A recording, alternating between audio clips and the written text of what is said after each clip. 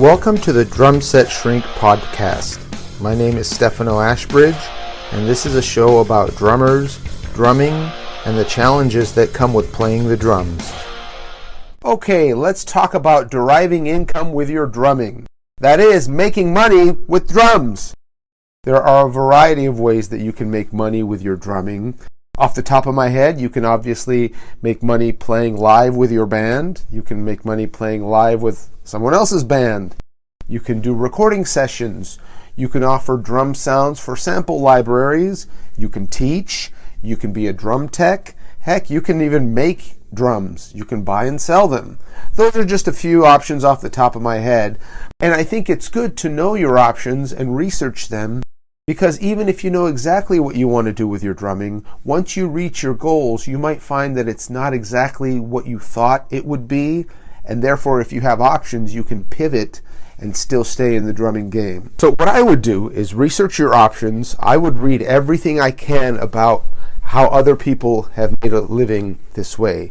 So for example, you read every band biography, every article with a musician, every music business book, to just get a lay of the land and understand exactly how one makes a living doing this. How did other people do this?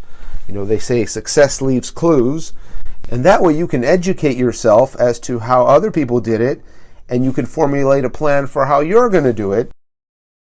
A great resource for me is Modern Drummer magazine. I still read it from cover to cover. I remember reading about drummers who started their own band and their road to success.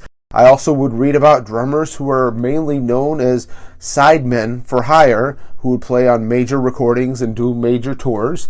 And obviously those are two different ways that these drummers became successful as a musician, making a living that way. So I would say educate yourself and then form a plan and work that plan. Some rules that I live by when I moved to Los Angeles and made my way here are, number one, be good at what you do. That is, not everyone's looking for an uber technical fast speed metal drummer, but whatever it is that you offer people, whatever it is people are looking for, just be good at it. Be proficient. Practice your craft so that you're good at what you do. Number two, put yourself out there. I would recommend going out there and seeing other people play live. Go on as many auditions as you can and just put yourself out there so people start to know that you're here in the scene. And of course, today with social media, we're all connected throughout the world, so you can put yourself out there that way as well. Number three, don't be a jerk. Obviously, you don't want to be someone that you're not, but be aware how you come across. Nobody wants to deal with someone that's hard to be around. And number four, network and keep in touch. It's hard to remember every musician that you come across, so I recommend keeping them on a list and just checking in with them often. And it's amazing how staying on top of people's minds, especially if they know you're a working musician, can lead to getting gigs. Speaking of social media, I definitely believe you should use it to your advantage today.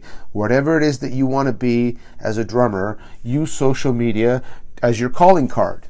So if you want to be a progressive rock drummer, then post things on social media that would show people that that's what you do and you do well. I also recommend that you have a personal website, .com. I know they're not as essential as they once were, and you can definitely get gigs just by connecting through social media, but it's something that you own that can make you stand out and make you look more professional. You can definitely link all your social media through your personal website.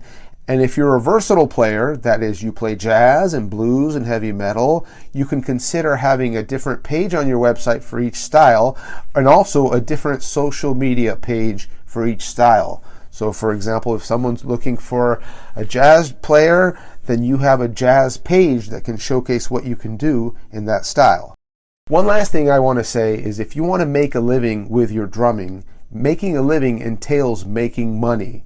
And I know that's obvious, but in the art world, it can sometimes feel strange to look at it as a business transaction, but that's exactly what you have to do if you do this for a living. Of course, not everyone is going to want the service or product that you provide, but that's what doing business is all about, is finding people who want what you have to offer. You offer a product or service in exchange for money. And not everybody's going to value what you have to offer. Of course, not everyone wants to pay a musician for their services, but the point in doing business is you want to find the people that want what you have to offer. Anyway, that's my thoughts on making a living with your drumming.